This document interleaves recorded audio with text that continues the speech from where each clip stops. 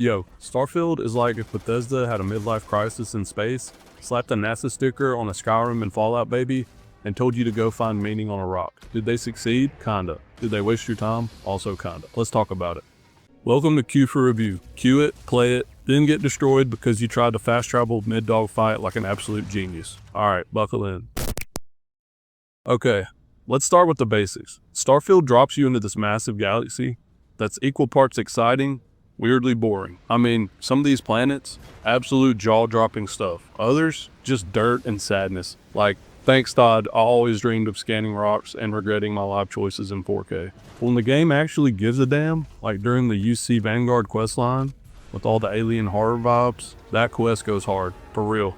It's one of the best parts that made me sit up and go, okay, yeah, that's what I'm here for. More of that, less of the empty planets with exactly 4 rocks, 3 bugs, and vibes set to eh. Also, if you're expecting rich NPCs with emotional arcs and dynamic conversations, slow down, philosopher. Apart from the main cast, some of these people talk like they're running on 12 lines of dialogue and a Xanax.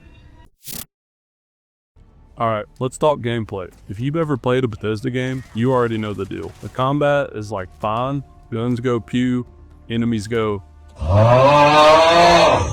and every fight kind of feels the same. They throw in some powers later on that are clearly Skyrim leftovers and sci-fi wrapping. Like, thanks for the telekinesis, but it's not saving the pacing. But, and it's a solid but, ship combat slaps. Building your own ship is the real star of Starfield. I made one that looked like a floating shoebox with rage issues, and somehow it won more fights than me. Flying around, zapping pirates, stealing ships. That part, surprisingly solid. It's one of the few parts that actually feels fresh. Like Bethesda remembered fun was a thing halfway through development. The base building is fine if you're into spreadsheets and managing outposts like a space-themed HOA president. Not for me, but I respect the grind, and I think it would be the best way to make money if you commit the time. Quick thing though, making money in this game is way harder than it should be. You'd think in space I could hustle a bit, but no. Half the time I'm broke, looting sandwiches, and selling space boots for gas money.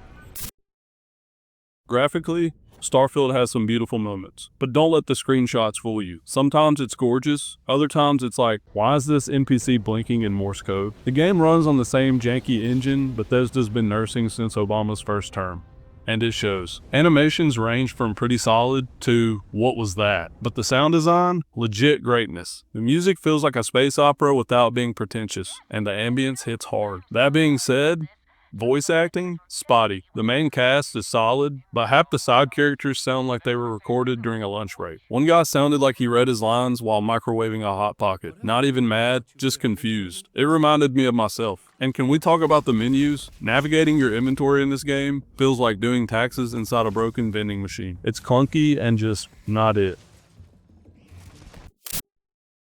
Look, Starfield isn't breaking new ground. It's more like rearranging the same old parts in a shinier box. If you expected the next big leap for RPGs, you might feel a little baited. This is very much Bethesda does space, which is fine, but it's not rewriting the rules. It borrows a lot from other games, Mass Effect, No Man's Sky, even a little Fallout, and yeah, it works. Kinda, but it never fully breaks out of the been there zap that loop. Still, the scale is wild. There's a skill tree that actually feels rewarding, and if you're into building a playstyle and min-maxing your space cowboy fantasy, you'll have fun. Just don't expect the game to push you there, you gotta do the work.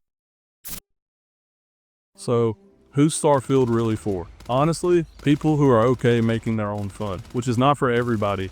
But this game gives you tools and says, good luck. If you're expecting to be handheld through a deep, emotional space saga, nah. But if you're down to explore, roleplay a bit, steal ships, shoot things, and occasionally get philosophical in 0G, yeah, you'll get some real moments that show you what could have been. Starfield gets a 72. It's got good quests, especially if you're into creepy sci-fi stuff or being the hero of the universe. Building ships is low-key addictive, the galaxy is huge, but the pacing can drag. The combat doesn't evolve much, and you'll run into more dead-eyed NPCs than you ever asked for. For every awesome moment, there's an awkward one waiting right after. It's unbalanced, it's bloated, but sometimes it's just the right kind of mess. That's Bethesda in 2025 for you. Alright, that's it for this review. If you've played it, drop a comment with your favorite or dumbest moment. Also, roast me in the chat and help me improve these videos. Check out the full written review over on my site and hit like and subscribe or watch the next video. But if you don't, I'll know. I won't do anything about it,